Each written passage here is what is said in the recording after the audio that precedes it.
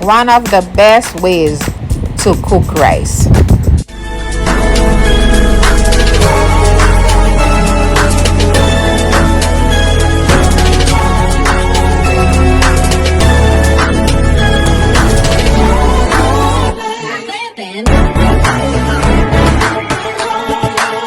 Comment, like, subscribe. Hi guys, you see this rice cooker here? I just finished cooking brown rice with lentils, peas. Brown rice with lentils. So I flavored it with a little bit of oil, garlic, peppers, anything that you need to put in your rice, you could put it. So this is it here. And as you could see, the rice cooker is right here.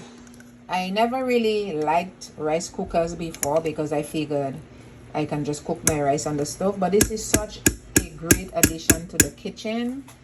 I can do all my chores while this is being cooked. And I tell you, every time I cook rice, I just put it in here and it gives me the right texture and the right flavor. So as you can see, I have a setting here for white rice, one here for brown rice. Here you have keep warm. You have different settings, guys. Steam. So if you have to steam vegetables, you could steam your vegetables. So it is great. You should try it. Get one, guys. If you need one for your kitchen, you should try this brand. It's amazing.